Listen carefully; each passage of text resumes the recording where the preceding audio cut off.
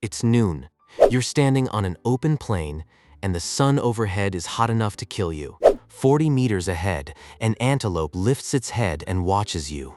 It is faster than you. It is stronger than you. And over the next few hours, you're going to run it to death. You have no claws, no fangs, nothing sharp, nothing quick, just bare skin, and the single strangest weapon any animal has ever carried. You sweat. Now, sweating is the one thing your body does that you were taught to be ashamed of. You hide it. You buy sprays to shut it off. You feel it soak through a shirt, and you apologize for it. So here's the part nobody tells you. That damp, awkward, embarrassing thing your body does is arguably the most important adaptation in the entire human story. You are not a weak, leaky animal. You are the best cooling machine evolution has ever built. Start with the raw hardware. Spread across your skin, right now, are somewhere between 2 and 4 million sweat glands. Not clustered in a few spots, almost everywhere.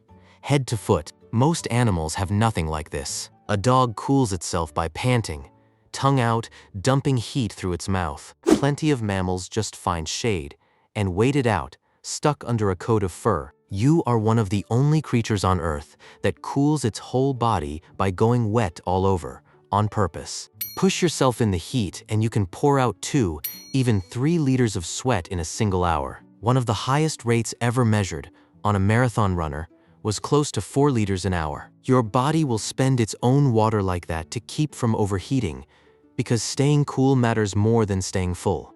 And here is a small thing that quietly rewrites what you think is going on. The sweat you are ashamed of, the soaked shirt kind, is basically water and salt. It has almost no smell at all. The odor you are actually worried about comes from a completely different set of glands, tucked into your armpits, and even those produce nothing much until bacteria on your skin break them down. So the cooling sweat, the flood that actually saves your life, is nearly odorless. You have spent your whole life embarrassed by the wrong system. But sweat only works if it can evaporate, and thick fur traps it against the body, which is why somewhere around 1.5 million years ago, your ancestors began doing something no large primate had done before. They went bare. As early humans walked out of the shady forest and onto the open, blazing savanna, the ones with less hair and more sweat glands could shed heat faster on skin than on fur, by a factor of 2 or 3. Your nakedness is not an accident of fashion. It is a cooling system. You are, in the most literal sense, an animal built to run hot and stay cool.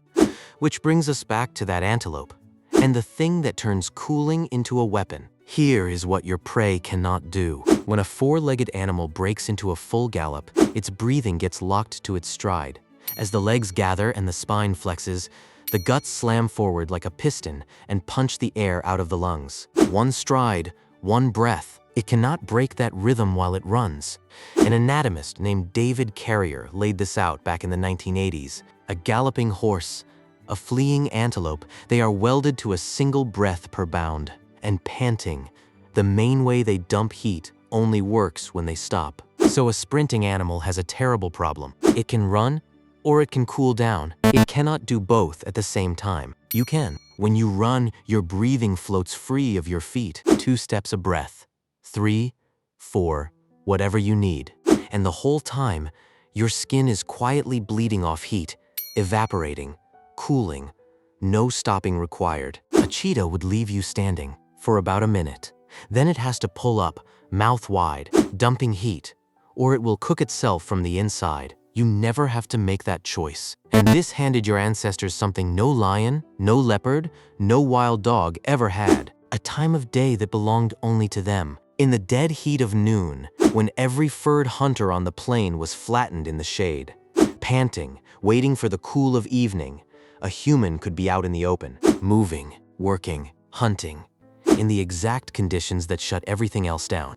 You did not win the savannah by being the strongest thing on it. You won it by being the only animal still standing when the sun was at its worst. And it is not just the sweat. 2 anatomists, Dennis Bramble and Daniel Lieberman, went looking through the human skeleton and found it covered in the fingerprints of one job. Long, springy tendons in the leg. A special ligament that holds your head steady as you pound the ground. Huge muscles in your backside that fire when you run, and barely at all when you walk. Arched feet that snap you forward. Piece by piece, the body you are sitting in was shaped over 2 million years for one strange talent: not running fast. Almost everything out there is faster, running far.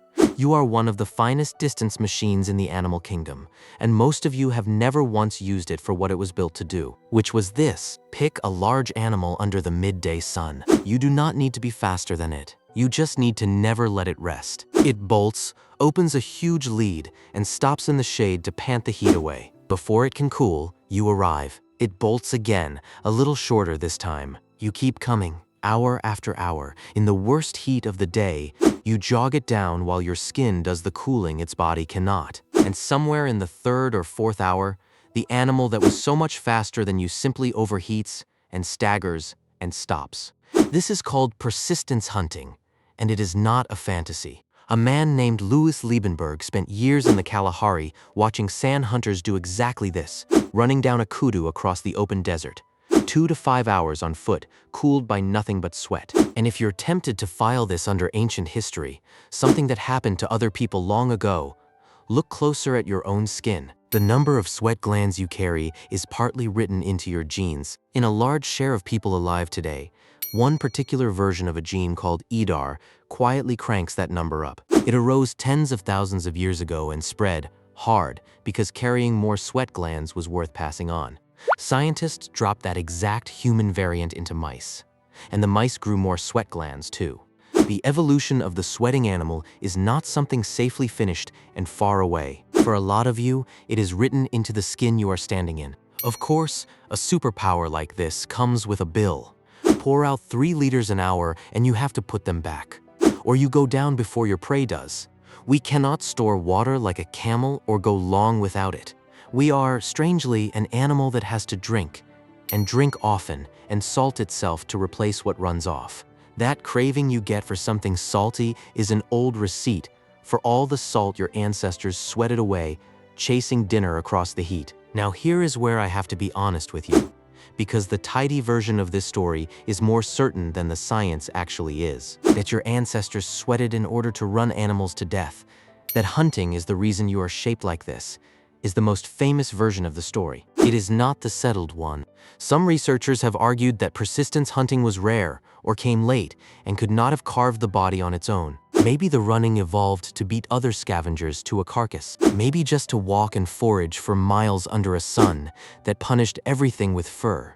The chase is the story we love to tell. What we actually know is narrower and in a way stranger. We know that of all the large animals on this planet, almost none of them can shed heat and move at the same time. And you can. Why exactly that gift arose we are still arguing about. That you carry it is not in doubt. So the next time you feel it, that first prickle of damp on your back on a hot day, the thing you would normally wipe away and apologize for, sit with it for a second. That is not weakness leaking out of you. That is 2 million years of engineering, still running, still keeping the furnace in your skull a few degrees cooler than the air around it. You did not inherit claws. You did not inherit fangs. You inherited the one thing that let a slow, soft, naked animal outlast everything that was faster than it. You were built to outlast. You still are. You're more ancient than you think.